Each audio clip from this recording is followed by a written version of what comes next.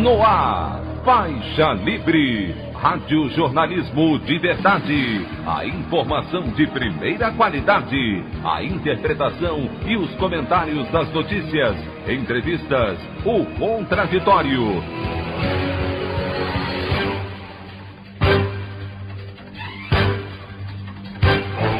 Tudo para aproximar você cada vez mais da realidade do Brasil e do mundo.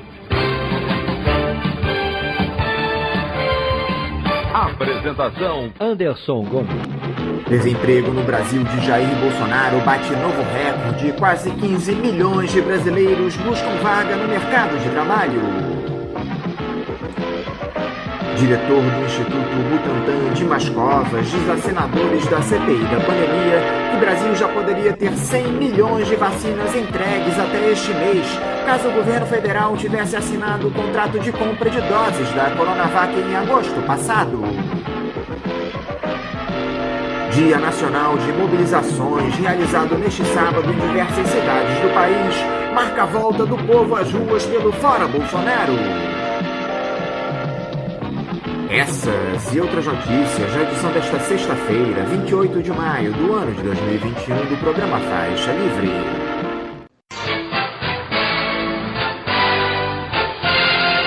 O comentário de Anderson Gomes.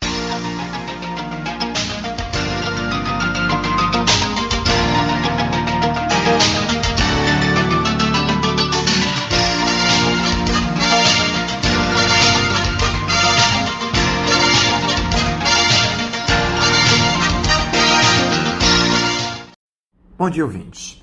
Dando sequência aos trabalhos, os senadores da CPI da pandemia ouviram ontem o depoimento do diretor do Instituto Butantan, Dimas Covas, que confirmou o descaso do governo federal em relação às vacinas contra a Covid-19.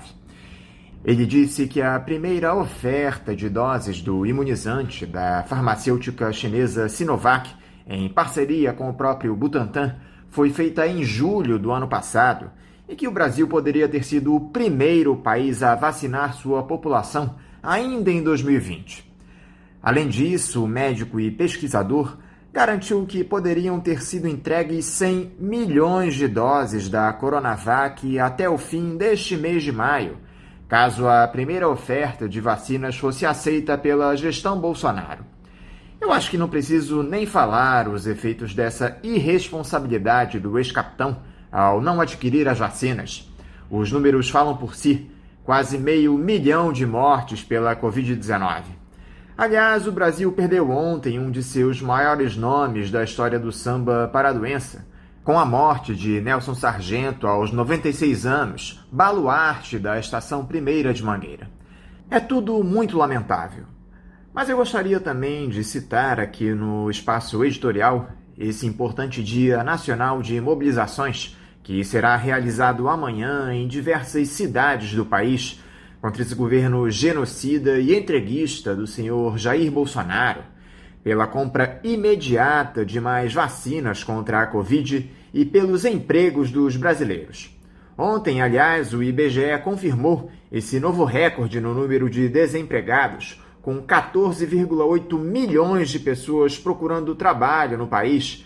A população não aguenta mais tanto descaso, tanto desrespeito, tanto que, de alguma forma, vão deixar de lado os riscos provocados pela pandemia para pedirem a saída do ex-capitão.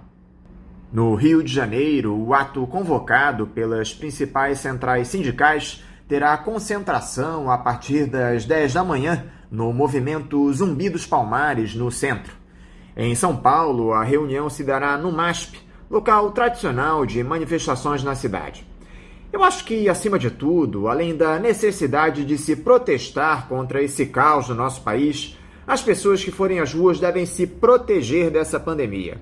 Usem máscara e levem algumas reservas. Estejam com álcool em gel em mãos na medida do possível, respeitem o afastamento. Nenhum de nós gostaria de ter de se aglomerar neste momento, em que a pandemia mata mais de 1.500 brasileiros por dia, mas a realidade se impõe e temos de lutar pelos nossos direitos antes que não sobre mais nenhum. Portanto, mais do que nunca, consciência democrática e precaução são fundamentais. Por um Brasil mais justo e pelo fora Bolsonaro já! A opinião do Faixa Livre. Bandeirantes, 1360. Estamos apresentando Faixa Livre.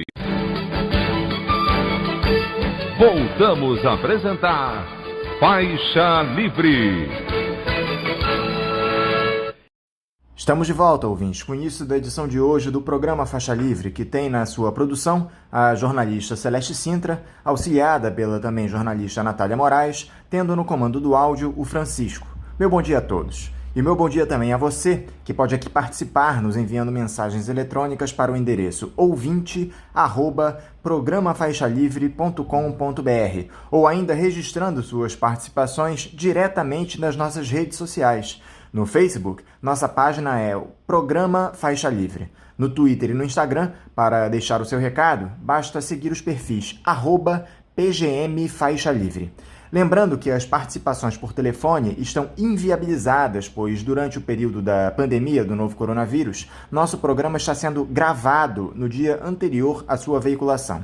Pedimos desculpas aos nossos ouvintes que costumam interagir conosco desta forma, mas foi a maneira encontrada pela equipe do Faixa Livre para mantê-los informados sobre o que acontece no país e no mundo com essa nossa visão crítica e, ao mesmo tempo, preservando a saúde dos profissionais que levam o programa ao ar.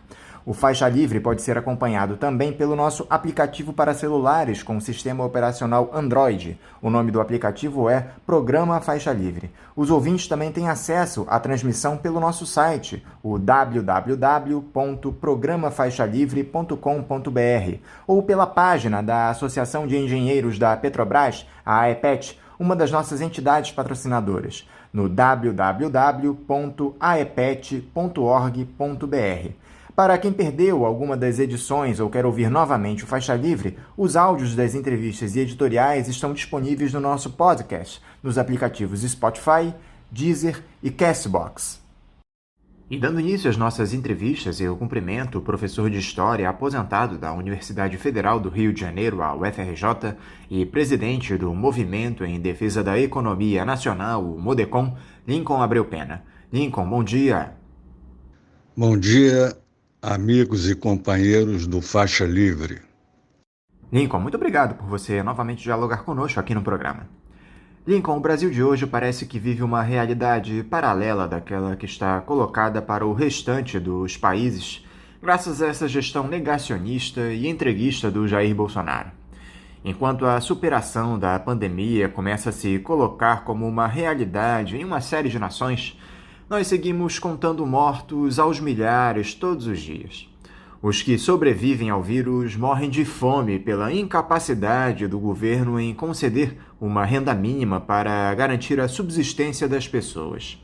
Além disso, nós nos tornamos o grande balcão de negócios do mundo, já que as nossas estatais têm sido entregues de bandeja ao capital estrangeiro, trajetória inversa da maioria dos países que reconhecem a ineficiência da iniciativa privada e estão reestatizando suas empresas. Temos aí uma combinação de tragédia política, econômica e social. O senhor, como historiador, já viu algo semelhante ao longo da nossa trajetória? Não, eu realmente não tenho registro de nenhum momento em que o que está acontecendo no Brasil hoje tenha ocorrido. Nós realmente estamos diante de um cenário catastrófico em todos os sentidos, tendo em vista não apenas a incompatibilidade desse governo com os ritos da democracia, embora o discurso de Bolsonaro fale sempre em democracia e liberdade, dentro de uma visão naturalmente muito própria de quem, na realidade, não acredita no que está dizendo.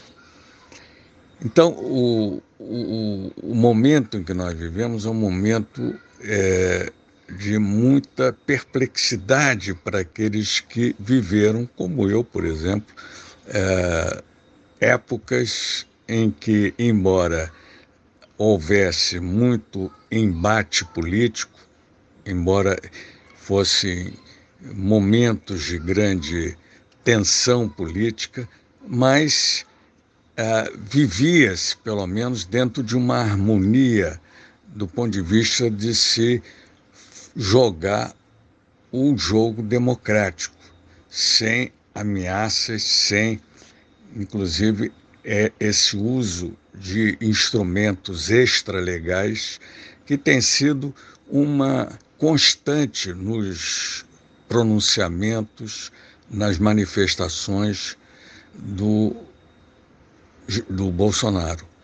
Então, eu acho que nós estamos diante de uma encruzilhada, tal como ocorreu em 64, só que em 64, essa encruzilhada resultou não apenas em erros das forças progressistas, democráticas, que acreditavam muito na legalidade como marca maior das Forças Armadas, dos militares, etc., dentro de um contexto geopolítico em que a Guerra Fria e a ascensão do governo revolucionário em Cuba, em 61 principalmente, quando Cuba se torna um governo assumidamente socialista, não é?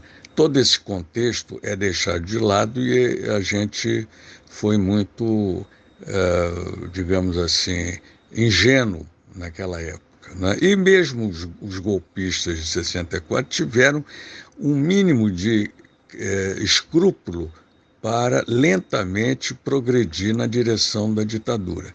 Ora, esse governo Bolsonaro, ele não apenas aposta na implantação de um regime não apenas autoritário, porque autoritário ele já demonstra ser, mas de um regime que possa ser realmente totalitário, no sentido de excluir, por exemplo, instituições como o Supremo Tribunal, que é o STF, nosso Supremo Tribunal Federal, não é? Que é o próprio parlamento.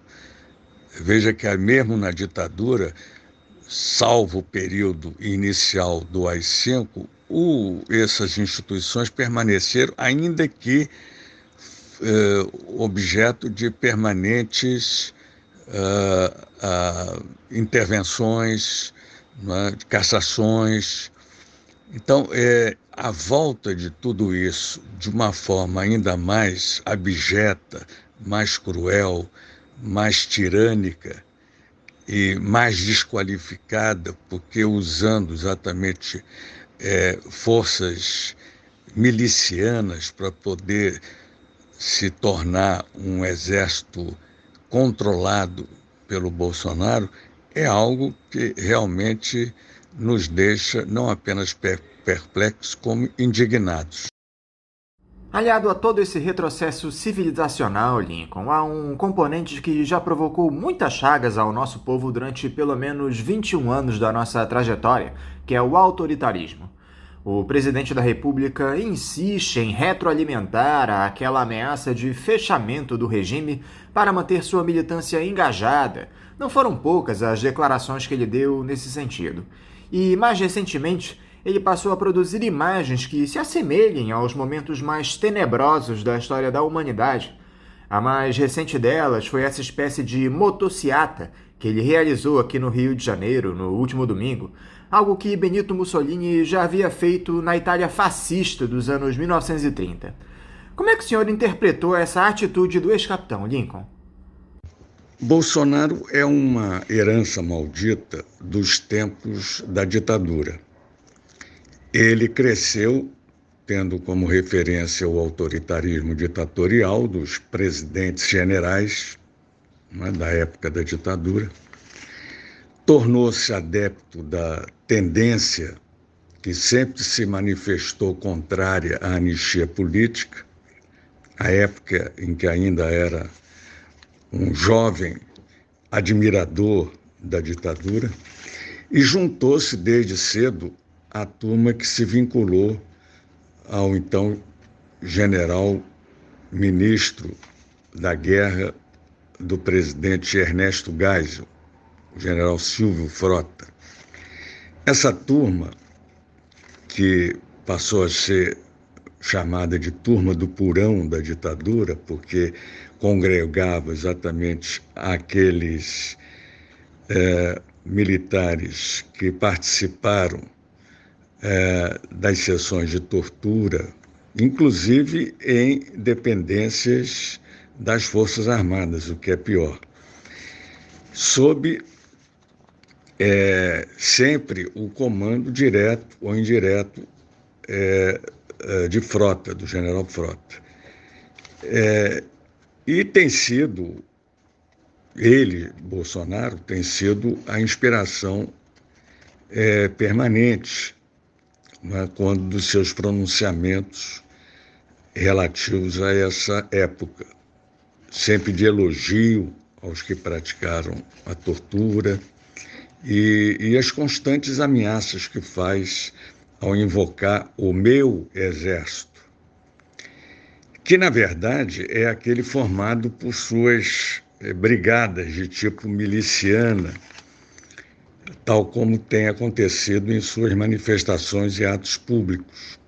É claro que ele usa de bravatas nessas ocasiões e, com isso, passa a ideia de que possui um respaldo nas Forças Armadas, o que não é verdade, embora conte, é claro, com apoios isolados, até mesmo junto aos oficiais generais, também influenciados pela orientação autoritária oriunda do regime militar, já que é uma geração que foi formada ao longo desses anos todos em que vigorou o regime da ditadura durante pelo menos 21 anos. Né? Mas a manifestação do último domingo, no Rio, representou também uma demonstração de fraqueza, de certo isolamento político. E Bolsonaro, nessas horas, ele se acerca de seus mais ardorosos seguidores, para aparentar força que já não tem como nos seus melhores momentos desde que foi eleito. Algo que ficou evidente nesse episódio de domingo, Lincoln, é que o bolsonarismo desafia toda e qualquer instituição do nosso país. Eu me refiro àquela atitude do ex-ministro da Saúde, general Eduardo Pazuello, capacho do presidente da República, que esteve ao lado dele desrespeitando o regulamento das Forças Armadas que proíbe manifestações políticas de militares da ativa. O senhor acha que esse é um ato isolado de uma figura irresponsável como é o Pazuello, ou pode significar um descolamento desses militares do que determinam as regras básicas da ordem democrática? Representa uma ameaça de fato esse tipo de iniciativa do Pazuello? O gesto do general Pazuello, ao ir ao ato do Bolsonaro, foi um gesto isolado. Claro que compromete o Exército e por isso mesmo deve ser punido, queira ou não o Bolsonaro, porque isso faz parte de princípios que estão vinculados ao regimento disciplinar do Exército, o famoso RDE. Pazuello é um general que não, pelo fato de ser general, não está isento dessas punições previstas pelo RDE. E ele não possui hoje qualquer liderança junto aos seus camaradas de farda que viesse eventualmente a atenuar qualquer tipo de punição. Ele realmente extrapolou o bom senso, tornou-se verdadeiramente um joguete nas mãos do Bolsonaro e ambos perderam com isso. Como se diz no ditado popular, a emenda foi pior do que o soneto. A subserviência de Pazuello pegou muito mal na corporação da alta oficialidade e, sobretudo, no comando do Exército. Haja a habilidade do atual comandante do Exército para que esse episódio não manche ainda mais a credibilidade do Exército Nacional. Eu não tenho a menor dúvida que esse acontecimento mexeu muito com os militares. Embora eles ainda mantenham uma espécie de afinidade com esse governo, ainda que até do ponto de vista institucional, como corporação de Estado, eles tenham certas obrigações a cumprir, o fato é que há determinadas situações em que é impossível se baixar a borracha, né, e se esquecer de situações muito incômodas e que acabam manchando realmente toda a corporação, que ainda tem muita credibilidade junto à população. E por que o general ainda não foi punido, Lincoln? Já temos quase uma semana desse ato. Parece que foi aberto um procedimento disciplinar para apurar a atitude do Pazuello, mas a grande questão é que isso passa a imagem de que as Forças Armadas são um espaço onde a tal da hierarquia, que os militares tanto apregou, não vale de nada. Isso pode incentivar outros integrantes de patentes mais baixas a atentarem contra o nosso país. É mais que necessário que se dê exemplo em um momento grave como esse que atravessamos. Como eu havia dito, essa é uma questão realmente delicada.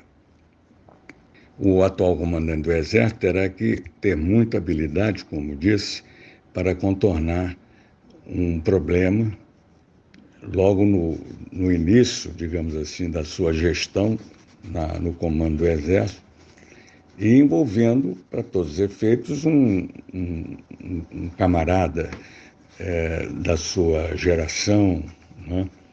E então o caso não se restringe, inclusive, ao Pazuello, porque o Bolsonaro, constitucionalmente, ele é o comandante em chefe das Forças Armadas. Então, qualquer decisão passa, direto ou indiretamente, pela sua consulta. Claro que ele pode até discordar de uma punição, ainda que ela esteja prevista, como eu já disse, no regimento disciplinar do Exército, mas é uma decisão problemática, tanto para o presidente como para o comandante do Exército.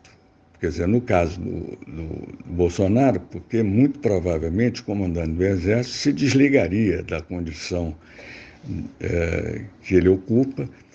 Isso obrigaria uma nova substituição, ia desgastar ainda mais as relações de Bolsonaro com a principal força armada do país, que é o Exército, e tornaria muito precária essa posição de maior ou menor empatia do presidente com os seus comandados, né? De modo que é uma situação muito delicada, mas que tem que ser não regida exclusivamente do ponto de vista político, mas sim do ponto de vista da corporação e dos seus princípios disciplinares. O senhor tem acompanhado os depoimentos dessa CPI da pandemia no Senado, Lincoln? A cada dia que passa, os ânimos se acirram mais, os depoentes bolsonaristas utilizam a comissão como um palanque para promover mentiras em relação às medidas adotadas pelo governo federal para combater a Covid-19, e os parlamentares nada fazem diante desse flagrante delito, visto que todos são convocados como testemunhas sob juramento de falar a verdade. Duas coisas, Lincoln. Por que essa passividade dos senadores com esses crimes que estão sendo cometidos seguidamente na CPI? E o senhor acha que essa comissão levará à punição de algum dos culpados por essas quase 500 mil mortes por Covid no nosso país? Olha só, essa questão da CPI, ela merece uma análise bem detalhada, porque, em primeiro lugar, ela se tornou necessária.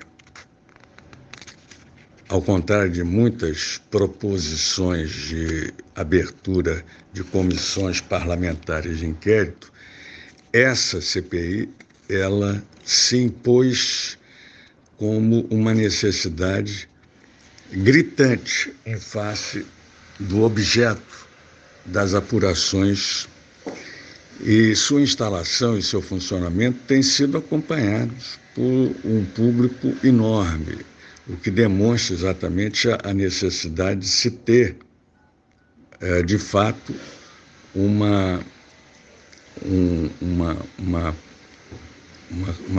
acompanhamento e um envolvimento, que é mais importante, de toda a nação brasileira, porque toda e qualquer conclusão que se possa chegar envolve, em última análise, a dignidade do país, né? Das suas instituições, dos representantes do povo, né? E da própria imagem do Brasil perante o mundo, né? E ele não tem sido, hoje em dia, não tem sido uma imagem tão favorável como se sabe, em face exatamente de um governo negacionista que tem atropelado os trâmites democráticos, né? Inclusive ferindo muito questões que envolvem não só a chamada lesa humanidade, como as agressões às comunidades indígenas, né? O desmatamento desenfreado na Amazônia, isso tudo tem causado tornado, na verdade, o Brasil num palco assim, a ser observado por toda a comunidade internacional.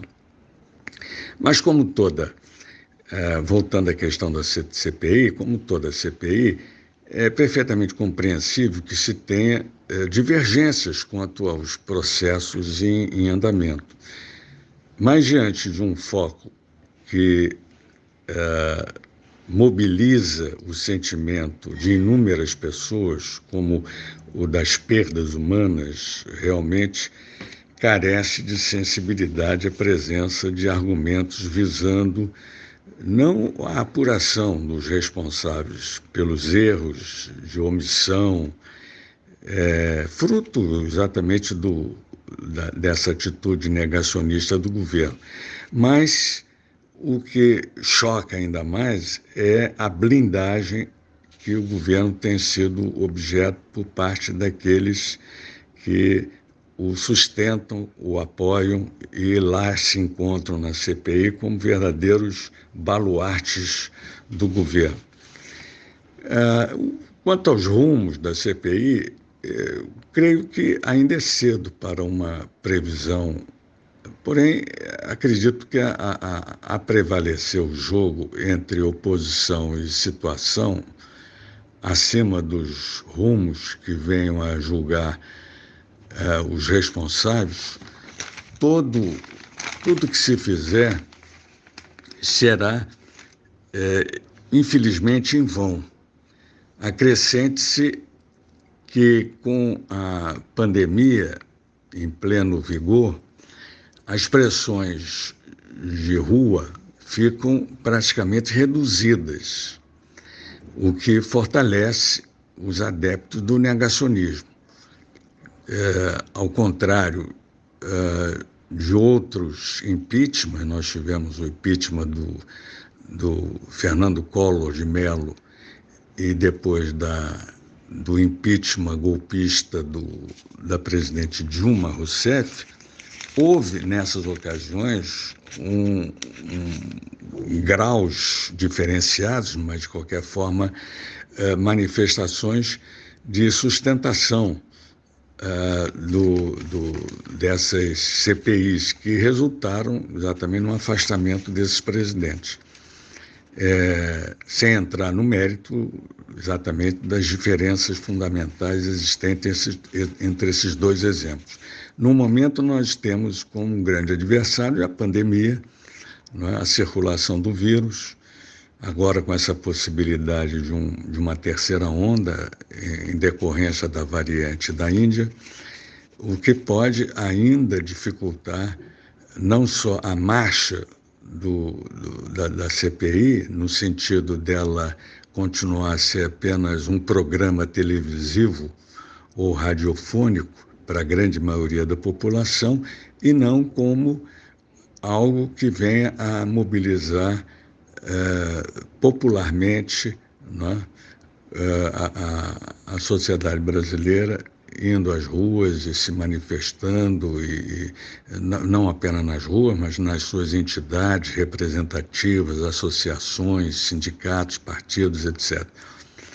São dificuldades a mais a ser enfrentado nessa situação. A nossa esquerda, Lincoln, é que parece mais preocupada com a sucessão do Jair Bolsonaro do que com o combate imediato ao ex-capitão. O Partido dos Trabalhadores, legenda de maior bancada na Câmara, abraçou completamente a candidatura do ex-presidente Lula e simplesmente esqueceu a pauta do impeachment, contando com o bom desempenho do seu líder e o desgaste do chefe do executivo. O campo progressista parece ter se acomodado com o status de minoria no Congresso e as pautas regressivas estão passando todas: o novo licenciamento ambiental, as privatizações, as reformas. É esse o papel que a esquerda tem de desempenhar, Lincoln? Esperar 2022? A questão da sucessão se impôs no âmbito das forças da esquerda, na medida em que se tornou vital para o país a vitória da oposição a esse governo. O impeachment não foi, a meu ver, colocado em segundo plano. É que nenhum governo é empichado tendo ainda uma base de apoio suficiente para impedir o impeachment. Base essa que não se encontra apenas no Congresso, na Câmara e no Senado, mas também usufruindo, de certa maneira, de um percentual ainda muito alto, constatado pelas pesquisas. Esse me parece um elemento impeditivo para que se tente priorizar imediatamente o impeachment, porque pode haver uma derrota no processo de julgamento desse impeachment, que seria, na verdade, uma grande vitória para o Bolsonaro. Tem razão quando você aponta para as pautas regressivas.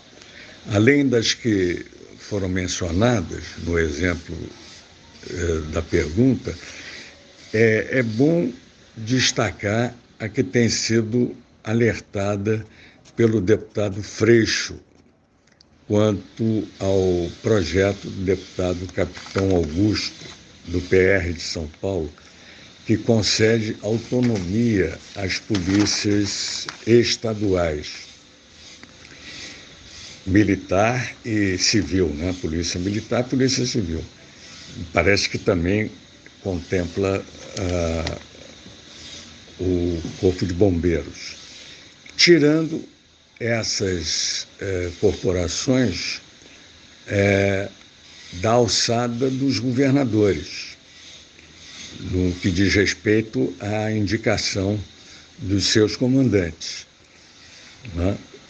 Já que, constitucionalmente, em cada Constituição estadual, é facultado a nomeação desses comandantes por parte dos governos, né, dos governadores. No contexto do chamado meio exército do Bolsonaro, essa aprovação pode significar, e esse é que é o elemento perigoso, o carreamento dessas forças para um eventual enfrentamento previsto por ele e pela sua turma, quando do desfecho do resultado eleitoral de 2022, caso ele venha a sofrer o que todos nós esperamos, uma derrota. Haja vista que Bolsonaro já disse, logo após o que ocorreu nos Estados Unidos, no prédio do Capitólio, quanto da declaração da vitória de Biden sobre Donald Trump, que, caso isso viesse a acontecer no Brasil, ou seja, a chamada fraude eleitoral, segundo ele, baseado no discurso de Trump, a coisa aqui seria muito pior. Então, esse tipo de ameaça, né, é mais um dos produtos das bravatas do Bolsonaro, mas que arregimenta e estimula a sua turma, né, e, naturalmente, cria sempre expectativas além da conta. Por exemplo, mais recentemente, esse retorno à crítica da urna eletrônica e a tentativa de restaurar o voto por cédula, né? E isso é uma forma de embaralhar e criar problemas quando da apuração e declaração dos resultados eleitorais. É preciso, tanto que a gente acompanhe com muita atenção o desdobramento daqui até o ano que vem dessa discussão, né? Em um cenário como esse, Lincoln, onde as instituições parecem incapazes, ou pior que isso, se acompliciam aos desmandos de um presidente autoritário, onde os partidos políticos de esquerda não esboçam qualquer reação e aguardam sentados um processo eleitoral que pode nem acontecer, dada a escalada de ameaças, o que cabe à população que se vê indefesa, sem dinheiro, sem saúde, sem dignidade? Ainda sobre isso, eu devo dizer que essa possibilidade do atropelamento do processo eleitoral, que hoje em dia não tem sido objeto de nenhuma discussão, de nenhuma preocupação sequer, não só porque estamos distantes ainda do pleito de 2022, mas também porque ainda estamos diante de desafios mais emergentes ou mais diretamente prioritários, digamos assim, que é o combate à pandemia e naturalmente, concomitantemente com isso, a provisão de recursos para atender as populações vulneráveis, né, que já não tem mais o auxílio emergencial, né, que está voltando agora, mas em valores ínfimos, absolutamente insuficientes para essas populações inteiramente abandonadas já há tempo, naturalmente, mas muito mais agora agravado com a crise sanitária que está nos atacando há mais de um ano.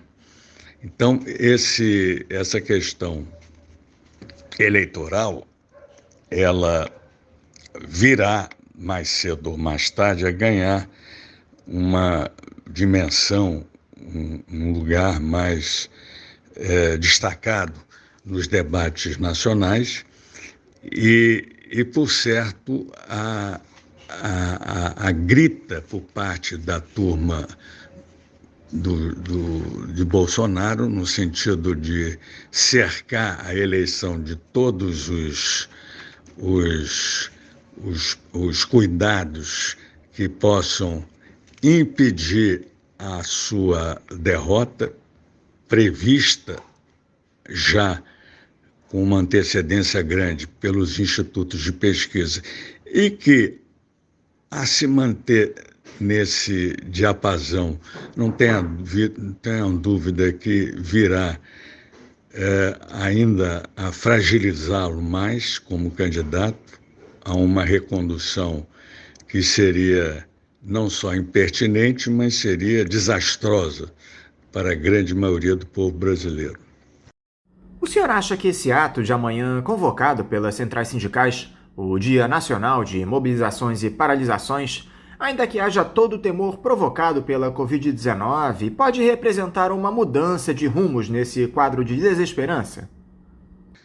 Olha, quanto a essa última questão, eu sinceramente não acredito que represente uma mudança a convocação desse ato do sábado. E torço para que esteja inteiramente equivocado. É que vejo duas coisas. Primeiro, a ênfase no discurso de se evitar aglomeração, que tem marcado muito a posição das forças de esquerda, das forças progressistas, democráticas, que se opõem ao negacionismo do governo Bolsonaro, torna essa convocação um tanto ou quanto contraditória. Pode aglomerar, então, para atos políticos, mas não pode para outras finalidades. Isso é uma questão que eu já tenho ouvido aí de várias pessoas. Por outro lado, o contingente de pessoas imunizadas ainda é muito baixo. Fora isso, não é natural o receio de contágio em razão da inevitável situação de aglomeração. Agora, como iniciativa concreta, é louvável e iniciativas como essas devem ser estimuladas. Não se pode ficar o tempo todo confinados, né, assistindo à destruição de todo um patrimônio cultural, político, né, histórico, porque, afinal de contas, as lutas sociais elas não podem ser travadas em função de ameaças de um governo que adota práticas e comportamentos completamente na contramão dos interesses nacionais e sociais. O ideal é que se pudesse reunir milhares e milhares de pessoas que já não suportam mais esse governo. Mas tenho que reconhecer que sou cético quanto à possibilidade de se juntar uma massa expressiva de gente. Mas enfrentamos esse desafio porque ele faz parte da luta, e a luta, às vezes, não oferece grandes alternativas. Você tem apenas escolhas imediatas, necessárias, fundamentais, para que ela possa dar continuidade ao bom combate. Lincoln Abreu Pena, mais uma vez, muito obrigado por esse diálogo aqui conosco no Faixa Livre. Eu quero te desejar um ótimo final de semana e deixar aqui o meu abraço. Aproveito para dar um abraço a todos os ouvintes que acompanham esse programa do Faixa Livre já há bastante tempo, muitos, outros que estão se inteirando da programação mais recentemente, e dizer que é importante apoiar o Faixa Livre, como é importante apoiar todas as iniciativas que fortaleçam o embate democrático e as conquistas sociais que nós precisamos alcançar, se possível, em curto espaço de tempo. Até a próxima, um grande abraço. Conversamos aqui com o professor de História aposentado da Universidade Federal do Rio de Janeiro, a UFRJ, e presidente do Movimento em Defesa da Economia Nacional, o MODECON, Lincoln Abreu Pena. Vamos agora ao nosso primeiro intervalo. Voltaremos já já. Voltamos a apresentar Faixa Livre. Já voltamos, ouvintes, e agora eu saúdo o presidente do Sindicato dos Professores do município do Rio de Janeiro e região, o Simpro-Rio, Oswaldo Teles. Oswaldo Teles, bom dia. Bom dia, Anderson, Voltinho, a todos os ouvintes. Estamos aí, mas nesse ano muito difícil, muito complexo, pandemia aumentando, mas o nosso sindicato está completando 90 anos. Então, 90 anos de luta, de várias diretorias, uma categoria muito forte, resistente, que sempre esteve na luta e na frente do processo de democracia no Brasil. Oswaldo, eu quero te agradecer por esse diálogo aqui conosco no nosso programa. Oswaldo, antes de nós começarmos a nossa entrevista, eu quero, em nome de toda a equipe do Faixa Livre, parabenizar o Simpro-Rio por esses 90 anos de história que serão completados na próxima segunda-feira, dia 30. 90 anos de muita história, de muita luta em prol da educação de qualidade no nosso país. Vocês que já há muitos anos também nos apoiam aqui no programa. Recentemente nós conversamos aqui a respeito dessa data, Oswaldo, mas eu gostaria muito que você dissesse aqui para os nossos ouvintes mais uma vez o que representam esses 90 anos do Simpro. Qual é a importância do sindicato nesse momento de retrocessos que o país atravessa? A importância de um sindicato completar 90 anos e forte, firme, organizado e com uma categoria atuante é fundamental, é importantíssimo, né? É um marco, né? Não são 90 dias, são 90 anos. É o primeiro sindicato de professores organizados no país, um sindicato que tem na sua história um grande número de professores renomados que dirigiram o sindicato e que participaram dessa categoria. Muitos não eram diretores, mas eram lideranças importantes nas escolas. E esse sindicato é isso, é a nossa casa. São 90 anos da Casa dos Professores e das Professoras na luta pela resistência democrática. Nós passamos por diversos momentos difíceis. O Estado Novo, né? A Segunda Guerra Mundial, a redemocratização, 45, 46, a luta do petróleo, o petróleo é nosso, tudo isso o sindicato participou, né? Aí vem a ditadura militar, o sindicato foi fundamental na resistência à ditadura militar, elegendo uma nova diretoria em 79, o grande presidente Morrevi, e a partir daí a categoria sempre teve lutas, greves históricas importantes, né, que participaram e foram fundamentais para a redemocratização do país. Veio a greve da educação superior, né, que conseguiu essa convenção que nós temos até hoje. E o sindicato teve greve em 88, 87, 88, 89, 90, 91, 92, naquele momento de efervescência democrática no nosso país. Teve uma greve em 2000 em defesa da nossa convenção coletiva.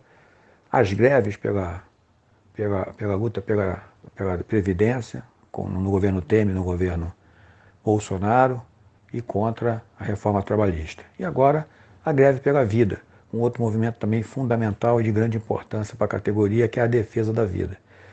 Nós estamos em pandemia, morre mais de 2.000 pessoas em médias por dia nesse país, chegou a 3 a média. A pandemia pode estar agravando e, infelizmente, a gente não tem nenhuma medida governamental, seja do governo estadual, federal ou municipal, para que a gente possa ter mais tranquilidade.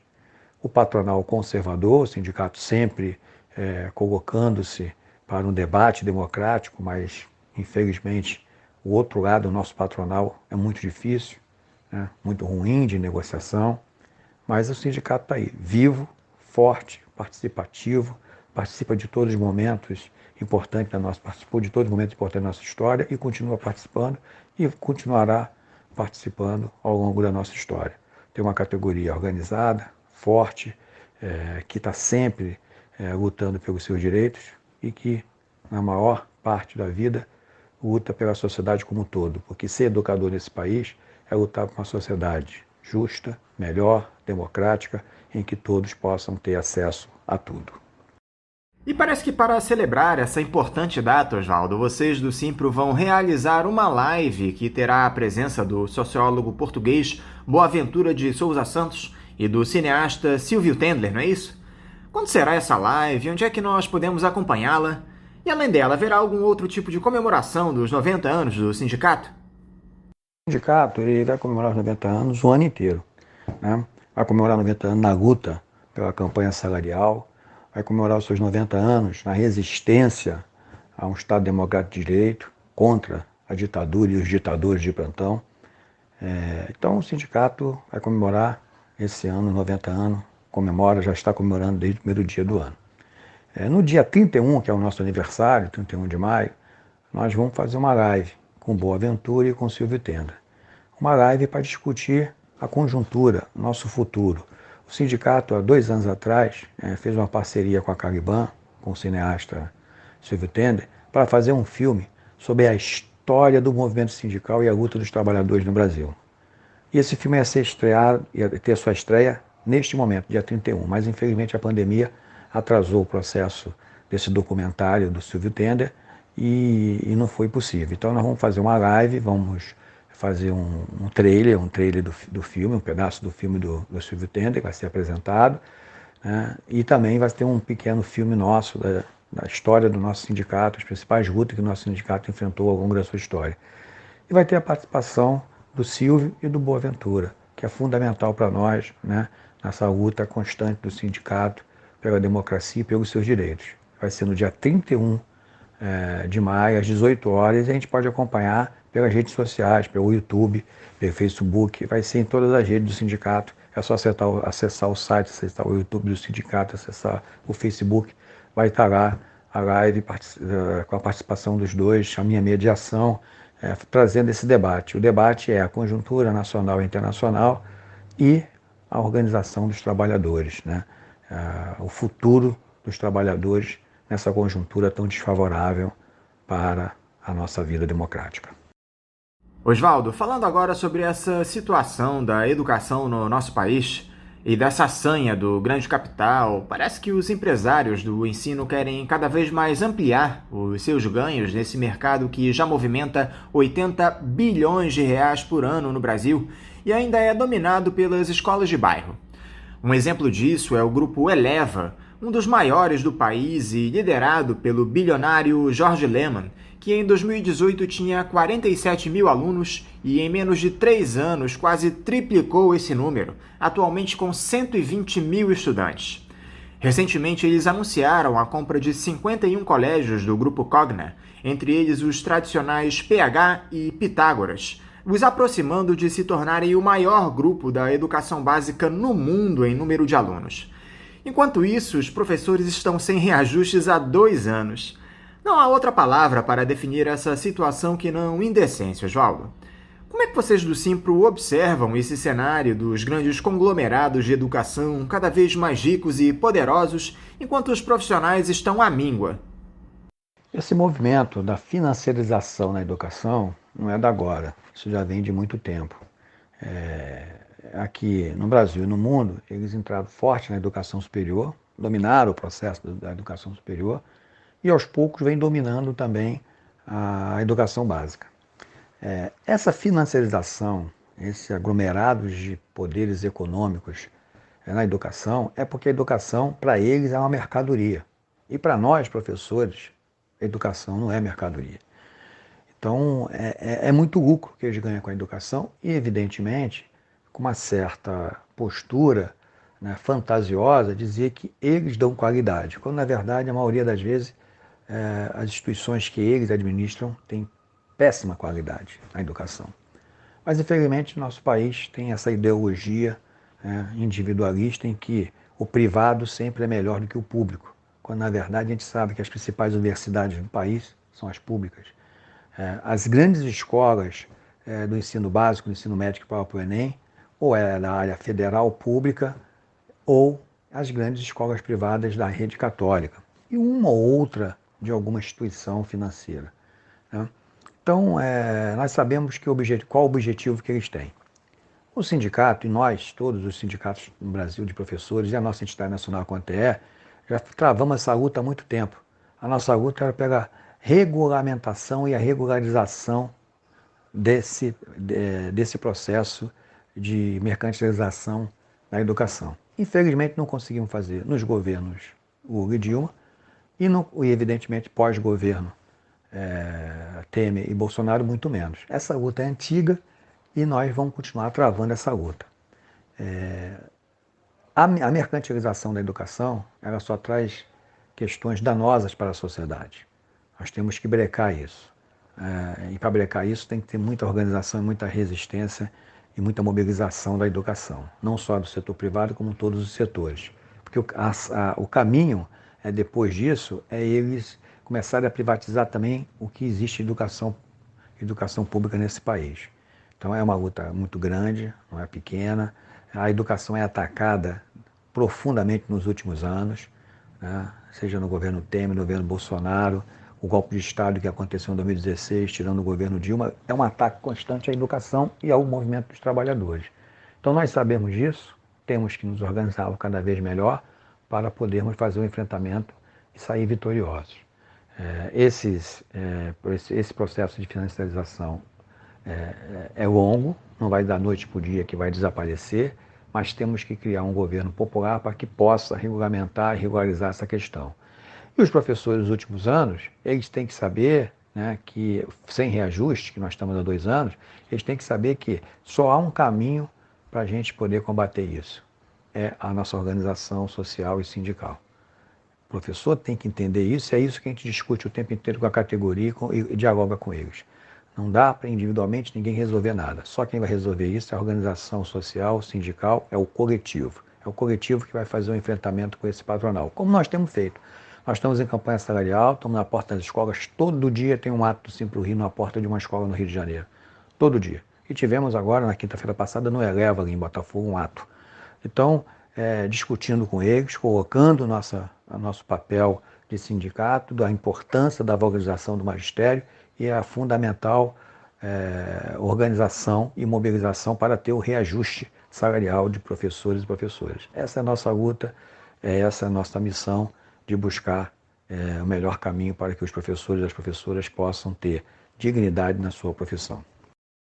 A esteio de tudo isso, Oswaldo, vocês do Simpro realizaram no último sábado uma assembleia virtual com os profissionais da educação básica para debater a campanha salarial desse ano de 2021. Eu gostaria que você nos dissesse quais foram as deliberações dessa assembleia, o que ficou decidido nesse encontro virtual, Oswaldo. Essa foi a segunda assembleia da categoria da educação básica. É uma assembleia de organização e mobilização. É uma assembleia que a gente apresenta uma série de propostas, houve da categoria uma série de questões e também propostas, e saímos de lá fortalecidos, né, no sentido de fazer o enfrentamento para uma campanha salarial vitoriosa. É uma assembleia, ela teve uma boa participação, tem que ser mais, evidentemente, nós temos que cada vez mais mobilizar, mas é a segunda ainda, a campanha está no seu início. Saiu-se dessa assembleia uma série de resoluções de organização e mobilização, com campanhas de mídia, com organização de atos, com participação direta dentro do local de trabalho, com fóruns de debate por regionais, quer dizer, uma série de medidas que o sindicato já vinha tomando desde a primeira e que nessa aprofundou. Então, nós estamos nesse caminho, é a campanha salarial é assim mesmo, é o tempo inteiro a gente discutindo, dialogando e trazendo a categoria para o debate e, evidentemente, se for necessário, para um movimento maior de radicalização. Esse é o caminho e que a Assembleia apontou. Se não houver negociação com o patronal, se o patronal continuar não querendo negociar, terá um movimento cada vez mais de professores radicalizados e mais atos e mais organização social. Então, esse foi o caminho que a Assembleia apontou e o sindicato está seguindo essa orientação. Dentro dessa negociação de vocês com o Sinep, que é o sindicato patronal, a respeito da campanha salarial, qual é a principal dificuldade que o Simpro vem encontrando? A principal dificuldade nos últimos anos sempre foi o pouco processo de negociação que o Sinep fez. Né? O Sinep, normalmente, o Sinep Rio, nós negociamos com 3 sindicatos. O Sinep Rio, sindicato aqui do patronal do Rio de Janeiro, o Sinep RJ, que é do estado do Rio, nos outros municípios que o sindicato do Simpro Rio representa, e o SEMERG, que é o Sindicato Patronal da Educação Superior. No caso específico do Sinep Rio, sempre a dificuldade foi essa, foi a nossa pauta de reivindicação sempre foi ignorada por eles, né? E a gente acabava fazendo acordo com alguma cláusula social, e pequena cláusula social, e algum aumento relativo ao NPC, um pouco mais do NPC. Com a pandemia, eles se negam a negociar, né? Então, esse ano eles iniciaram a primeira paritária, eles entraram em contato, dizendo que não tinha como dar nenhuma proposta para o sindicato, para a categoria, e quem sabe lá na frente poderia apresentar alguma coisa. Então, essa é a dificuldade maior. A gente sempre colocou, sempre pautou que a negociação é fundamental para chegar a um acordo. Só se faz acordo com negociação, com conversa, com diálogo, ver o que é bom para um, o que é bom para outro, e a gente chegar a um acordo. Sempre conseguimos chegar, mas nesses 2 últimos anos está muito difícil. Infelizmente, a intransigência de negociação do patronal, do Sinep Rio, está dificultando muito. No Sinep RJ e no SEMERG, a negociação está ocorrendo, o debate está ocorrendo e esperamos chegar a um bom acordo o mais rápido possível. E no Sinep Rio, a Assembleia deu um ultimato e o Sinep Rio voltou a negociar. Então, nós estamos agora com uma paritária marcada e esperamos que eles apresentem uma proposta concreta de negociação para que a gente possa avançar e chegar a um acordo. Que essa é o anseio da categoria. A categoria quer fazer o acordo, quer chegar a um acordo, quer fazer a negociação como sempre fez, para que todos possam avançar nesse processo muito difícil de pandemia, onde a vida está em risco. Quando você tem que trabalhar presencialmente, você sair de casa por qualquer situação, seja para trabalhar, fazer uma compra ou coisa parecida, você está correndo risco. Então, essa a questão principal, é a negociação para chegar, evidentemente, na finalização do acordo para que mantenhamos a nossa convenção com um bom reajuste para a categoria que há 2 anos ela não tem. E é uma reivindicação da categoria que esse ano tenhamos esse reajuste. Agora, vocês do Simpro conseguiram uma importante vitória recentemente, Oswaldo, junto à gestão Eduardo Paz, que foi a retomada da vacinação dos profissionais de educação como grupo prioritário aqui no município. O calendário foi retomado na última segunda-feira com professores de 49 anos de idade ou mais. Hoje, os profissionais com 45 anos estão recebendo a primeira dose das vacinas contra a Covid. Como é que foi essa batalha de vocês do sindicato por esse direito dos profissionais de educação? Esse calendário vai continuar pelas próximas semanas? Primeiro, o sindicato sempre defendeu vacina para todos. Tem que ter vacina. Vacina já e para toda a sociedade, não apenas para os funcionários de educação. Esse é o primeiro ponto que é bom esclarecer, que parece que a gente está sendo apenas corporativista. Não, vacina é para todos. Todos necessitam da vacina. Né? Como, infelizmente, não tem vacina para todos, né? O que nós sempre defendemos? A vacinação tem que ser feita para quem está na batalha de frente, para quem está ali no dia a dia que está correndo mais risco. A educação é uma das que mais corre risco. Porque aula presencial, que a gente defendeu sempre não ter aula presencial, ter aula online, infelizmente o patronal, junto com os governos, acharam que podem ter aula presencial. E a aula presencial é risco e muitas pessoas estão se contaminando e muitos professores estão morrendo. E funcionários e também alunos e pais de alunos. Essa é a grande realidade que as pessoas querem esconder da sociedade. Quando acontece um caso de morte na família, que o filho estudou, que pegou Covid, ninguém diz que foi por causa do filho ou coisa parecida. Ninguém quer discutir isso. Nem a família quer discutir isso. Né? E os professores estão falecendo, a família está falecendo, você vê aí pelo número de mortes. Então, a primeira coisa é essa. A vacina tinha que ser para todos e não tinha que ter aula presencial. tinha que fazer a aula online até a pandemia acabar. Essa era a grande realidade, até voltar, entre aspas, à normalidade que nós vivíamos antes. Agora, caso como esse, que não tem vacina, né, por incompetência desses governos que nós, evidentemente, governam esse país, esse estado, esse município, como não tem vacina, a gente, evidentemente, tem que trabalhar com aqueles que estão mais em risco. E o professor é um desses. Por isso que nós fizemos uma grande campanha de vacinação para os educadores, para os professores e professoras, que era fundamental para que eles pudessem sobreviver a uma pandemia como essa. Como outras categorias, cada uma delas lutaram e estão lutando para a vacinação prioritária. A questão aqui do Rio de Janeiro é que, infelizmente, os nossos governos, tanto estadual como alguns governos municipais, né, são horrorosos, fizeram um absurdo. Absurdo, né? Para não citar aqui prefeituras que todo mundo já sabe quais são. Aqui na cidade do Rio de Janeiro tivemos um diálogo sempre aberto com o Eduardo Paes, com a prefeitura do Eduardo Paes, com o secretário tanto de educação como de saúde. Né? Eles me receberam sim para o Rio, conversamos sobre isso, da importância da vacinação e da fiscalização da vigilância sanitária nas escolas que não tinham condições de funcionar. Ou quando ocorria um caso, tinha que fechar e ficar no online.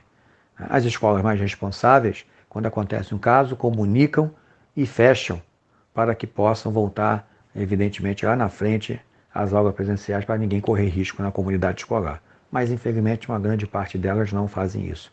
E, infelizmente, o governo também não fiscaliza, não consegue fiscalizar todas. O sindicato toda semana denuncia aos órgãos competentes as escolas que são denunciadas por irregularidades nos protocolos. Então, essa luta é árdua, não é fácil. A discussão foi importante e a prefeitura entendeu isso e começaram a vacinar os professores. Houve, evidentemente, essa confusão do decreto e o Lewandowski rompeu a vacinação na educação, que voltou agora. Se tiver vacina, né, eu acredito que vai continuar esse calendário de vacinação da educação, como estava em outros estados. Em outros estados, todos já estão vacinando professores até com idade abaixo de 40 anos. Alguns já até quase vacinaram todos. Mas aqui no Rio teve essa polêmica toda. Então o sindicato, né, acredita que a prefeitura vai continuar naquilo que conversou com a gente. Vai tentar vacinar todos os professores, tanto público como privado, que trabalham no Rio de Janeiro para que possam estar imunizados. Caso isso não aconteça, o sindicato, mais uma vez, vai se pronunciar e, evidentemente, vai procurar os órgãos referentes à vacinação no Rio para discutir e debater essa situação. Esperamos que a vacinação seja para todos, né, para que todos possam ter acesso e todos possam se vacinar. Oswaldo, esse tema não estava na nossa pauta, mas eu gostaria muito de te ouvir como professor que você é. O deputado estadual Anderson Moraes, do PSL, protocolou na última terça-feira um projeto de lei na Alerj em que ele propõe a extinção da Universidade do Estado do Rio de Janeiro, a UERJ. Segundo o parlamentar, bolsonarista de carteirinha, a universidade, considerada a 9ª melhor do Brasil e uma das 60 melhores do mundo, tem um, abre aspas, nítido aparelhamento ideológico com viés socialista, fecha aspas. O tal do Anderson Moraes, desgraçadamente meu xará, propõe também a transferência de vagas para universidades privadas e o leilão dos prédios públicos que hoje abrigam os estudantes. Eu te confesso que nem sei o que dizer sobre isso, Oswaldo. Esse tipo de proposta ultrapassa a barreira do absurdo. Como é que um profissional de educação como você recebe uma notícia como essa?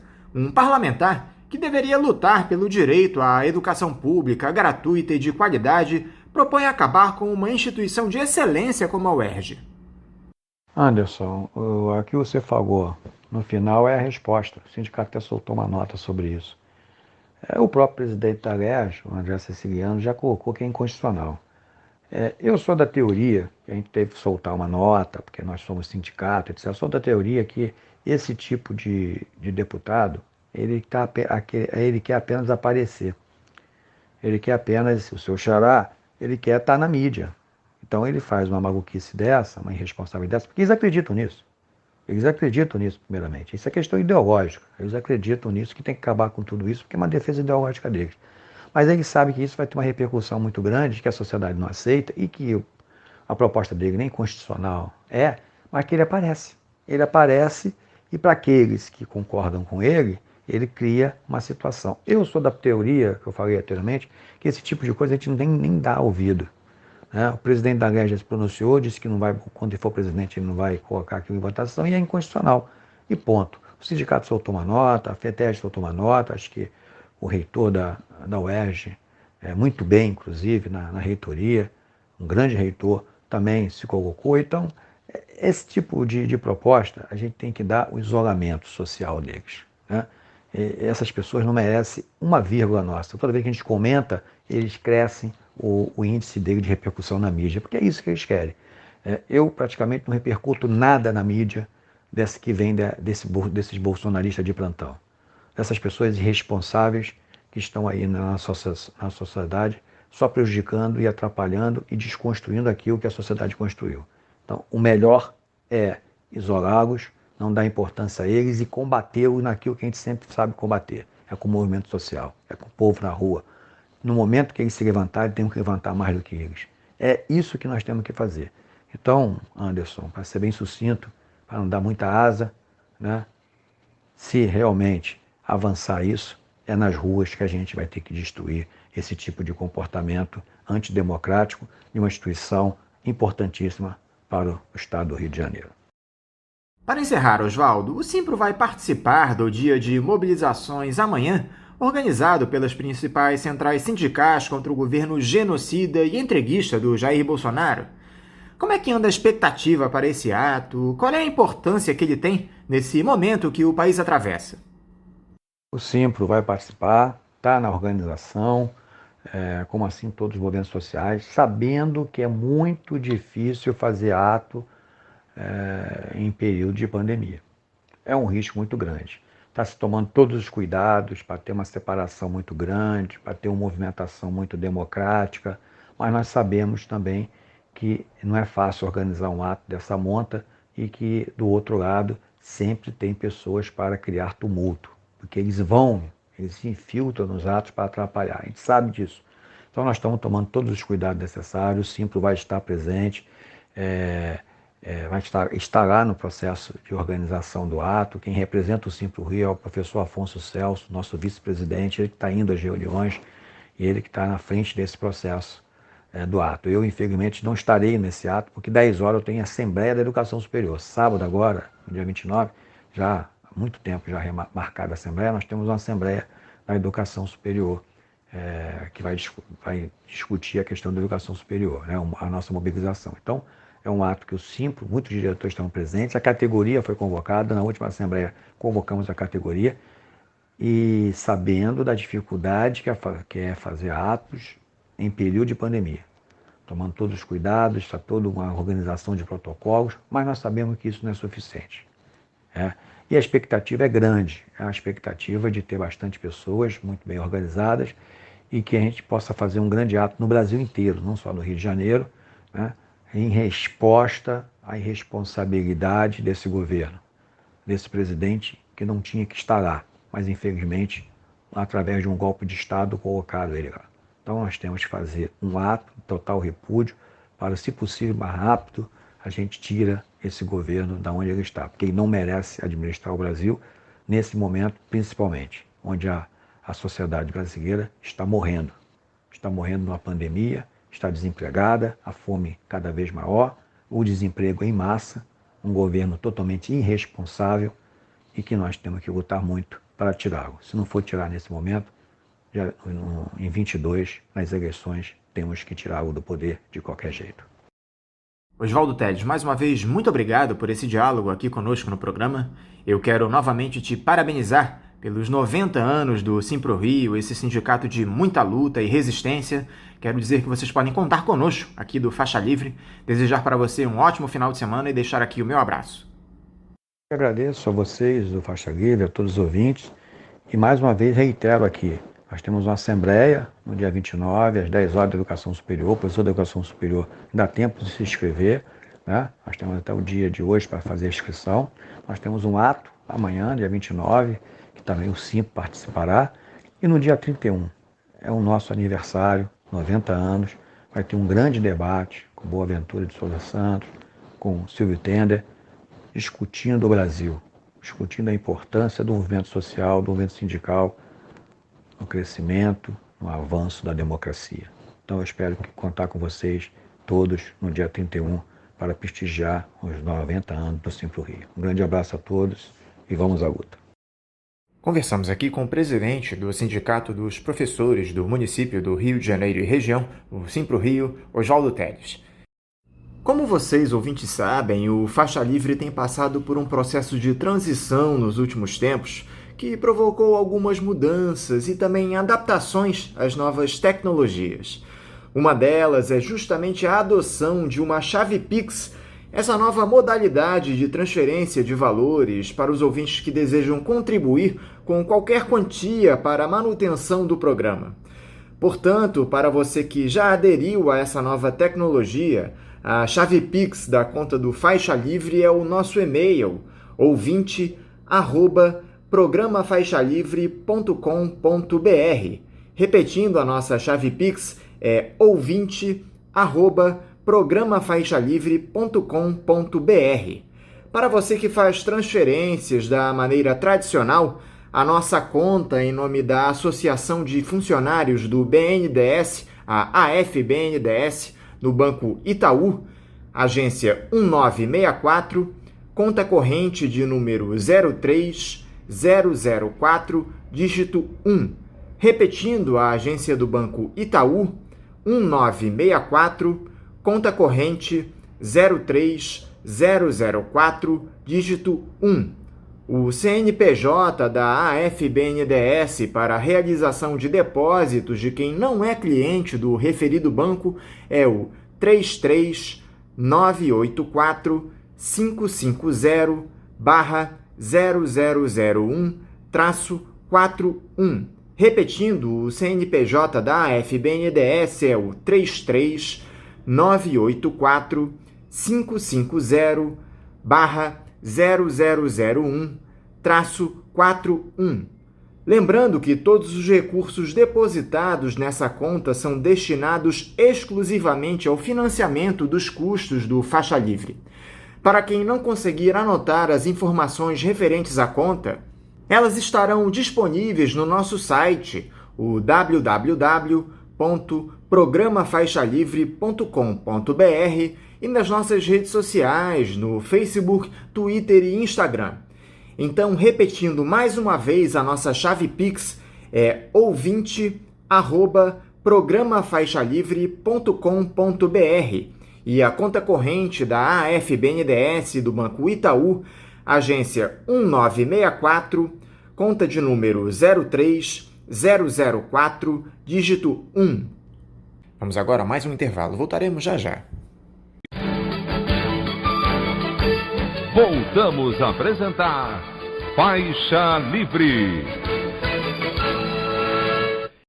Estamos de volta, ouvintes, e agora eu converso com o presidente do Sindicato dos Trabalhadores nas Indústrias da Purificação e Distribuição de Água e em Serviços de Esgoto de Niterói e região, o Sindago RJ, Ari Girota. Ari Girota, bom dia.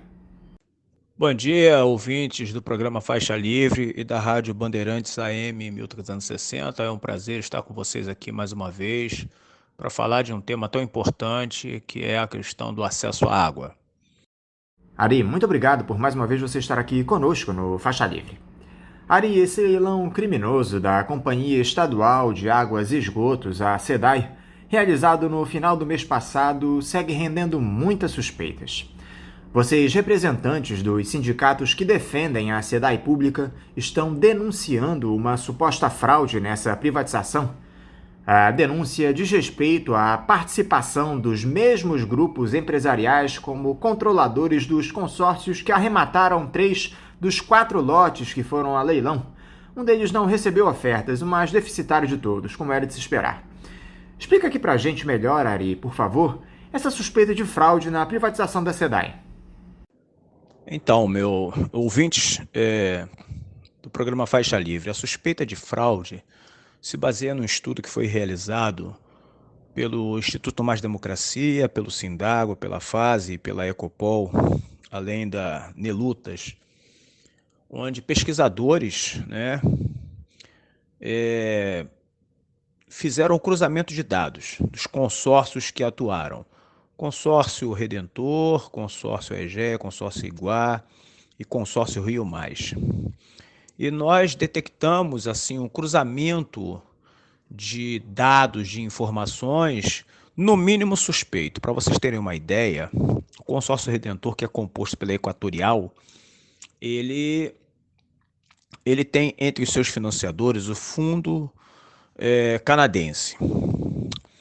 A Egeia, ela tem entre seus financiadores o Itaú e o fundo canadense. A empresa Iguá tem entre seus financiadores o Fundo Soberano de Singapura e o Itaú. E a Iguá também ela tem participação do BNDES no seu capital. E o outro consórcio, que é o Rio Mais, é composto pelas empresas BRK e Águas do Brasil, que tem em comum o Itaú, como um dos seus integrantes. Então, todos eles, ficou demonstrado nessa pesquisa superficial que nós fizemos, que todos eles têm uma ligação muito próxima, né? Para vocês terem uma ideia, faltando 3 dias para o leilão acontecer, ou seja, no dia 26 para 27, o Itaú comprou 9% do capital da Egeia. Exatamente no dia em que o ministro Luiz Fux, do STF, concede uma liminar e inova no campo jurídico, proibindo qualquer decisão de primeira e segunda instância de qualquer juiz sobre qualquer argumento que fosse pautado que interferisse no leilão. Então, caros ouvintes, o Rio de Janeiro foi tungado na cara grande. O Rio de Janeiro está sendo roubado, lesado. E o tempo provará essa nossa linha de raciocínio. E o que esse tipo de arranjo entre os controladores pode provocar à empresa, Ari? Com essa ação deliberada, né, patrocinada pelo governo do estado do Rio de Janeiro, coloca a SEDAI numa posição muito delicada, porque compromete a prestação de serviços para a população do Rio de Janeiro, que vinha se consolidando ao longo dos últimos 10 anos, né, com sua reestruturação. Uma reestruturação que fez com que a SEDAI ganhasse por 2 anos consecutivos, 2008 e 2009, o prêmio de melhor empresa de infraestrutura do Brasil. Prêmio esse concedido não por um órgão de imprensa de esquerda, como costumam falar os liberais para tentar desqualificar, mas concedido pela revista Exame, uma revista de mercado. Então vejam, no momento em que a SEDAI atinge a sua maturidade, atinge a sua plena capacidade de investimentos, totalmente reestruturada, saneada, né, com capacidade de fato, universalizar o saneamento no estado do Rio de Janeiro, eles pegam exatamente essa parte que iria propiciar isso e entregam, né, sob um espetáculo, né, uma cortina de fumaça de um leilão supostamente legítimo, mas claramente cheio de comprometimentos, onde os atores, os 4 maiores grupos privados que atuam no Brasil, que são o Grupo Egeia, o Grupo Iguá, a empresa BRK e o Grupo Águas do Brasil, que são os grandes operadores do saneamento privado no Brasil, se dividem para, digamos assim, saquear o estado do Rio através da divisão da SEDAI em blocos, em 5 blocos, ou melhor, em 4 blocos, dos quais 3, os mais interessantes sob o ponto de vista econômico, foram entregues ao Grupo Egeia e ao Grupo Iguá. E repito, numa concorrência com vários indícios de que foi acordada por debaixo dos panos e resultado de encontros não republicanos que ferem o interesse do povo do estado do Rio de Janeiro. Agora, esse fundo de pensão canadense que investiu cerca de 900 milhões de dólares nessa privatização, me corrija se eu estiver errado, Ari, e também é controlador da Redentor, o único consórcio que não adquiriu nenhum dos blocos nesse leilão, já sofre resistência no seu país. O presidente do Sindicato Nacional dos Servidores Públicos do Canadá, o maior do país, disse que, abre aspas, é ultrajante que o nosso plano de previdência pública esteja usando os fundos de aposentadorias dos trabalhadores para lucrar com a necessidade das pessoas. O acesso aos serviços de água já é frágil e desigual no Brasil. A privatização vai piorar as coisas e queremos que ela seja eliminada, fecha aspas. Ou seja, o mundo inteiro começa a perceber o tamanho do problema que essa venda da SEDAI vai provocar para a população do Rio de Janeiro, Ari. É verdade. O fundo canadense ele é integrado aí por pessoas, né, trabalhadores do Canadá, pelo Fundo de Pensão de Trabalhadores do Canadá, de Servidores Públicos do Canadá, que integrou o consórcio Redentor, né, e que acaba na conclusão, né, no pensamento, né, de um dos gestores do fundo, entendendo a importância do saneamento, a importância do acesso à água e desse tipo de patrimônio estar a serviço do povo, eles pressionam por fora para que seja anulado isso aí. Há um grande movimento no Canadá, um grande movimento na França também, no sentido de que tanto o fundo canadense quanto os grupos privados franceses que tiveram interesse nesse projeto de privatização da SEDAI se retirem. Por quê? Porque o nível de consciência do trabalhador, do servidor público canadense é muito claro. O que é público é de todos e a água é um bem público, um bem essencial. Portanto, ela não deve ser objeto de mercantilização. É isso que ele diz. Ele diz que eles não podem pegar o dinheiro que eles poupam e querem investir, mas eles não admitem que esse dinheiro deles seja investido em algo que vai trazer sofrimento, que vai trazer desgraça, que vai trazer miséria a toda uma população. Portanto, a posição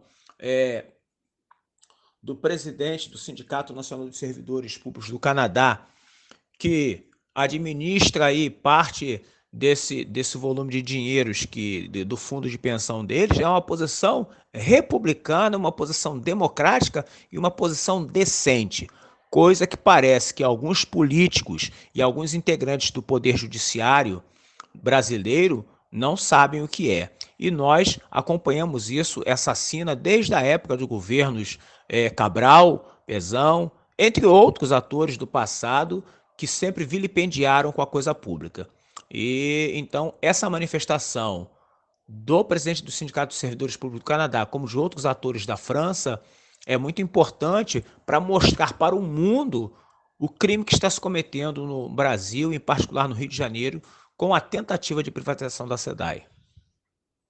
Agora, Ari, depois daquele impacto inicial do leilão, de toda a campanha que a mídia dominante fez a favor da privatização da Companhia Estadual de Águas e Esgotos, parece que houve um choque de realidade a respeito dessa venda.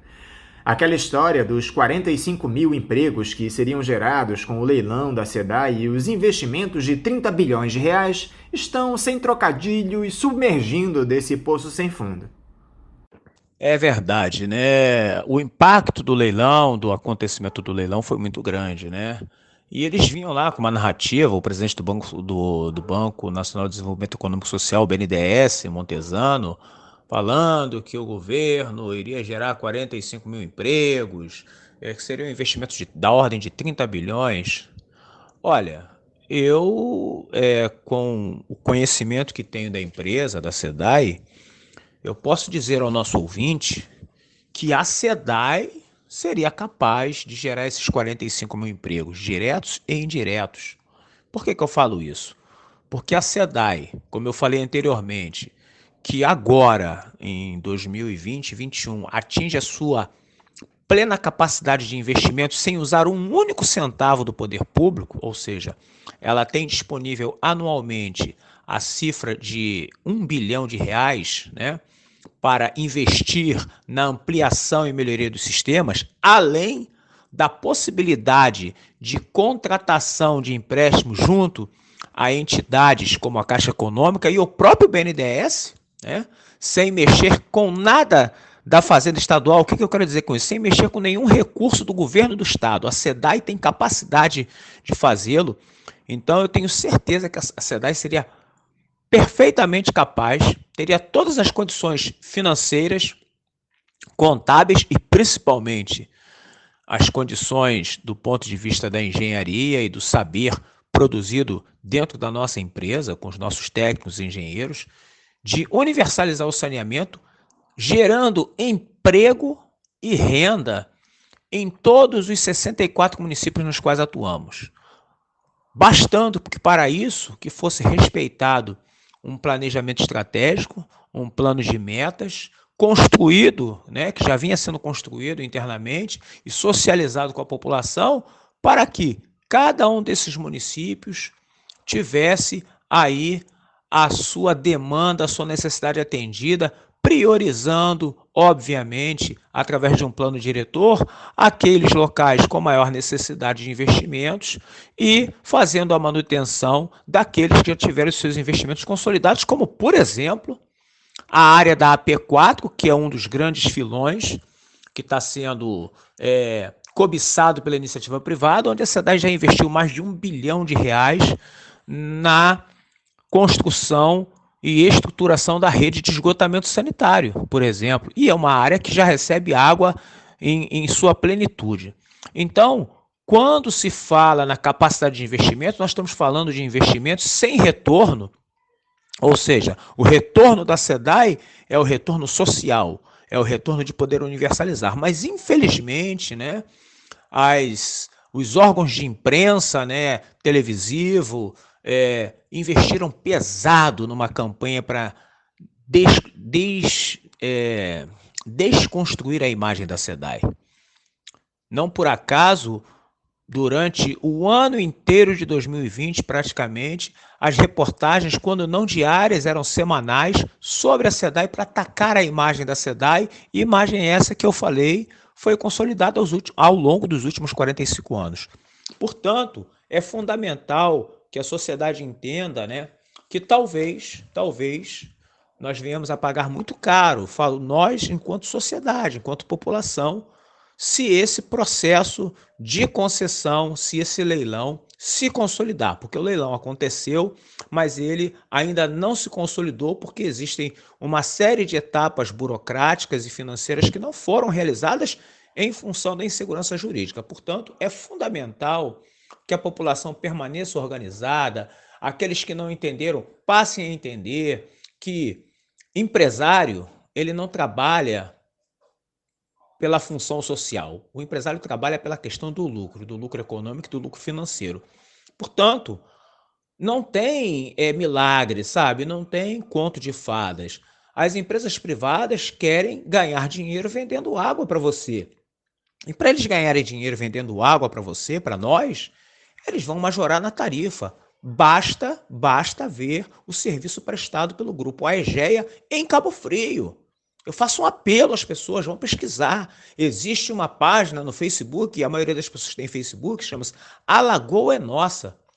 Vão lá conferir o serviço que o grupo Aegea presta em Cabo Frio. Vão lá ver se a população de Cabo Frio, depois de mais de 18 anos privatizada, está satisfeita com essa empresa. É essa empresa que está ganhando a possibilidade de operar os sistemas no Rio de Janeiro.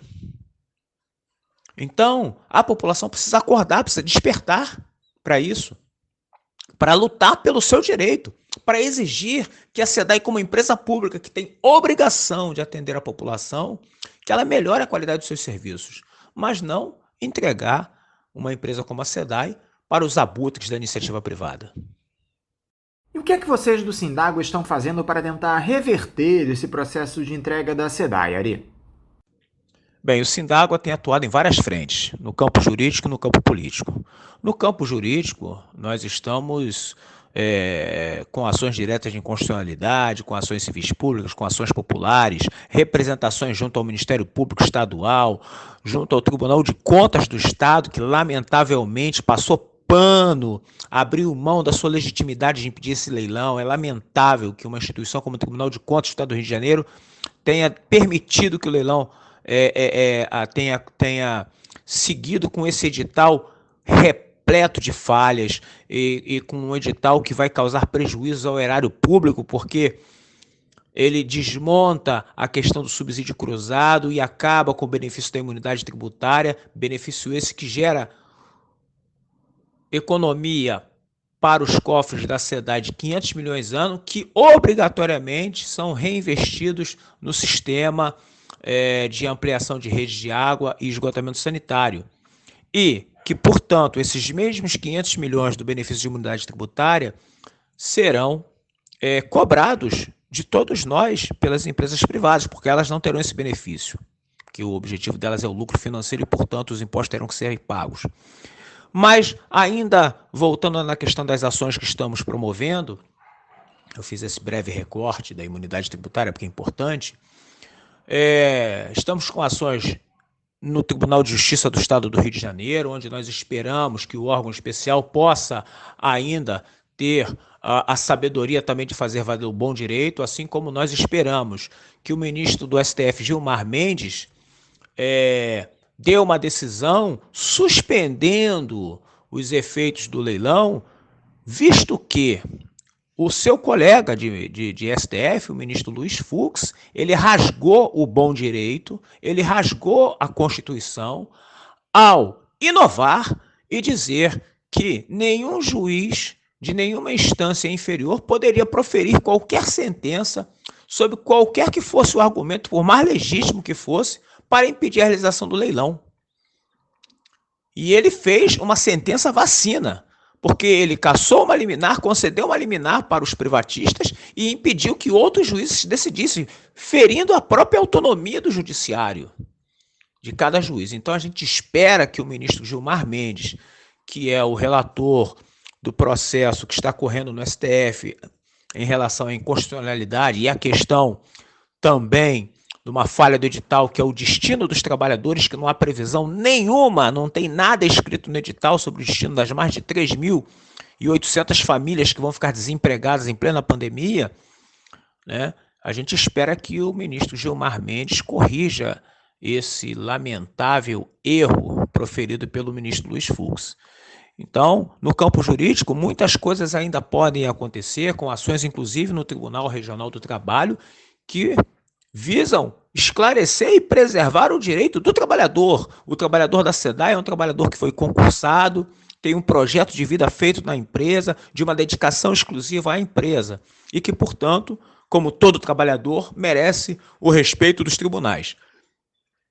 Nós entendemos, inclusive, que o Tribunal Regional do Trabalho ainda é um tribunal que defende o direito do trabalhador e não seja um tribunal para defender o direito do empresário, ou o que eu quero dizer com isso? Não que o empresário não tenha os seus direitos, mas assim, respeitar o direito do trabalhador para equilibrar essa luta, e essa luta que é profundamente desigual, é o principal papel do Tribunal do Trabalho nessa situação, nesse momento. E os trabalhadores da SEDAI estão muito prejudicados, porque o edital não previu nada em relação à vida dos trabalhadores, e o governo do estado foi um desastre total, foi uma omissão total. O secretário de governo, Nicola Mequiona, juntamente com o governador Cláudio Castro, foram de uma insensibilidade sem precedentes na história.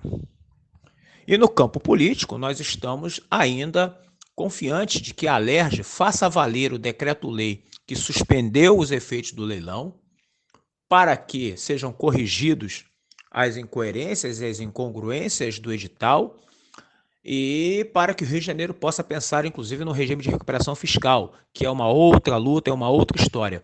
Mas um projeto de lei, um projeto de decreto legislativo votado na Alerj foi ignorado pelo governador do estado, caracterizando um crime aí de responsabilidade, né? Inclusive que pode levá-lo ao impeachment, à abertura de um processo de impeachment. E o TJ do Rio de Janeiro, na figura do presidente, disse que a Alerj tinha o direito e o dever de propor suas leis, e um outro desembargador monocraticamente veio e suspendeu os efeitos da lei. Ou seja, esse processo de concessão da SEDAI é uma tragédia, é uma vergonha para o judiciário brasileiro e para o próprio executivo do estado do Rio de Janeiro. E a gente confia que a Procuradoria da Alerj vai conseguir reverter essa decisão que pode refletir relações promíscuas que ainda serão reveladas com o passar do tempo. Mas, nesse momento, nosso principal objetivo é reverter o processo, fazer valer a vontade do povo manifesta através dos votos, dos 34 votos da Alerj, para que o projeto de decreto legislativo continue vigorando e o leilão seja suspenso até que as providências legais cabíveis sejam tomadas. Ari, como anda o diálogo com os parlamentares a respeito dessa fraude no leilão da SEDAI, esse cartel que está sendo formado? Há alguma reação no sentido de intervir nesse cenário? Nós fizemos aí um dossiê, entregamos a parlamentares da bancada federal e estadual, entre eles o deputado federal Paulo Ramos, o deputado Glauber Braga, os deputados estaduais Valdec Carneiro, Luiz Paulo Corrêa da Rocha, Flávio Serafini, Renata Souza, Gustavo Schmidt, e nós esperamos que eles cumpram com o seu dever, com a sua obrigação, que é defender os interesses da população do Rio de Janeiro. Porque o fato do Grupo Aegea ter relações com o Itaú ter relações com a Aiguá, o Fundo Soberano de Singapura ter relações com a Aiguá, o Fundo Canadense ter relações com a Aegea e com o Itaú, o BNDES, que é um banco público que preparou o edital de concessão e conduziu o leilão, tem relações com a Aiguá. Então, o banco que conduziu todo o processo, ele é partícipe do capital de um dos grupos privados que ganhou um dos blocos. Só por esse fato, tinha que ser tudo anulado e cancelado, começar do zero, para ser minimamente justo e coerente com a verdade. Então, todo esse processo é uma vergonha, é uma tragédia e a gente espera que o Parlamento do Rio de Janeiro faça valer a vontade do povo, que foi representado nos 34 votos que aprovaram o projeto de decreto legislativo que suspendia os efeitos do leilão. Porque a verdade esse leilão é uma fraude, é uma vergonha e ele representa o maior ataque do capital privado e daqueles que defendem, entre eles Paulo Guedes, Bolsonaro, BTG Pactual, que já foi de Paulo Guedes, enfim, toda essa teia de relações promíscuas que só tem um único interesse: ganhar dinheiro às custas do suor e sofrimento do povo do Rio de Janeiro, privatizando a única empresa pública do estado do Rio de Janeiro, que além de atender a 64 municípios e mais de 13 milhões de pessoas, ainda conseguia fazer com que esse atendimento não tivesse discriminação de CEP, de classe social, né? Porque o objetivo da SEDAI é levar água para quem pode e principalmente para quem não pode arcar com os custos da sua produção. Portanto, é uma vergonha, é uma tragédia e a gente espera e tem lutado e vai continuar lutando para manter a SEDAI pública, estatal e indivisível a serviço de você, morador do Rio de Janeiro. Tenha consciência, abra o seu olho e 2022 está pertinho aí.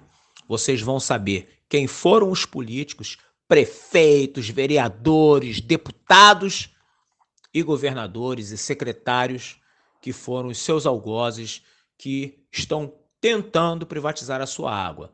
Porque a gente vai lutar para tentar impedir, mas a gente vai denunciar e vai botar a cara deles na mídia e na imprensa, porque eles têm que pagar muito caro por terem tentado privatizar o seu acesso à água.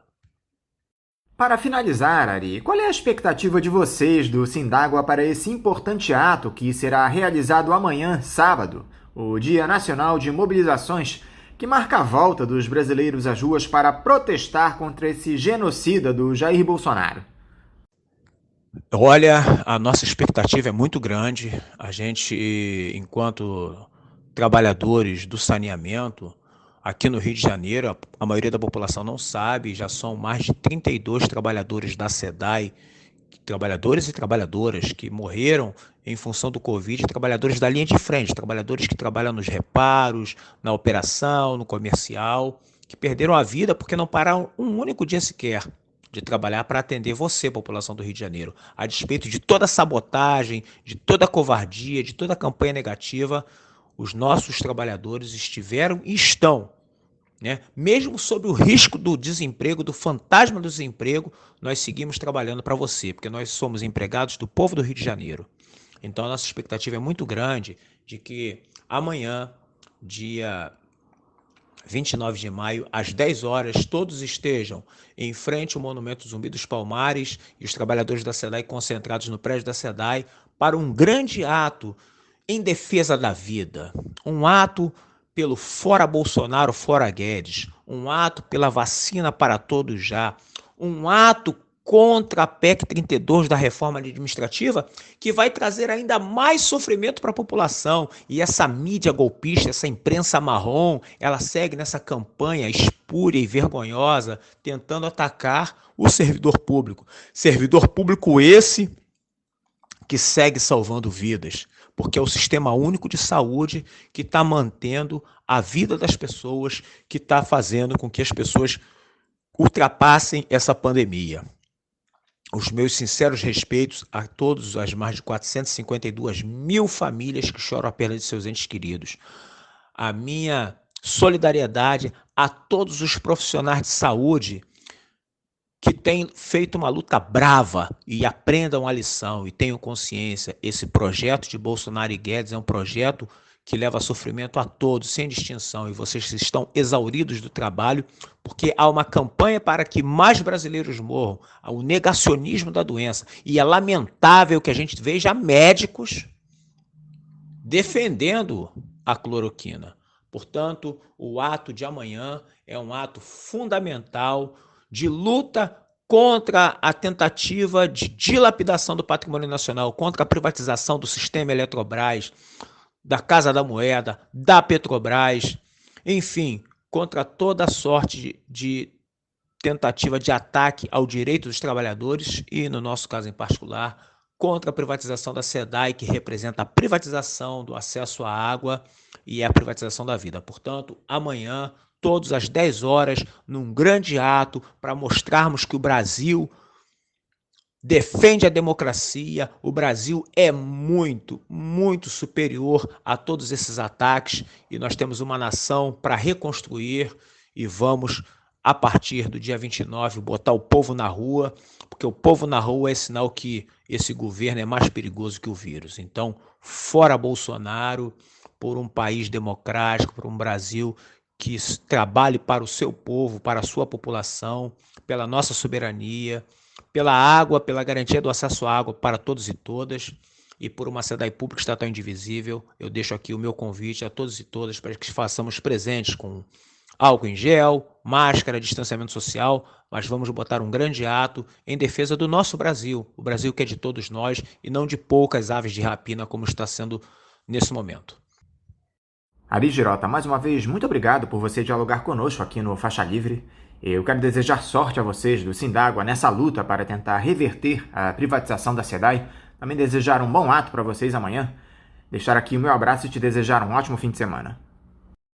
Eu quero agradecer aqui, Anderson, aos ouvintes da Faixa Livre, da Rádio Bandeirantes, ao meu amigo Paulo, Celeste e a você, que nos dá essa oportunidade de estar aqui mais uma vez falando sobre a SEDAI, sobre a vida, sobre a garantia do acesso à água. Se a SEDAI for privatizada, quem vai pagar a conta é você, morador do Rio de Janeiro. Portanto, lute conosco para que a SEDAI possa prestar melhores serviços, mas lute contra a sua privatização. Água é vida e vida não se vende. Um forte abraço a todos. Conversamos aqui com o presidente do Sindicato dos Trabalhadores nas Indústrias da Purificação e Distribuição de Água e em Serviços de Esgoto de Niterói e região, o Sindágua RJ, Ari Girota. E vamos encerrando a edição de hoje, desejando a todos vocês um ótimo final de semana. Na próxima segunda-feira, a partir das 8 da manhã, nós estaremos aqui, juntinhos, na Rádio Bandeirantes 1360 AM. Mais uma vez, um ótimo final de semana para vocês e até segunda!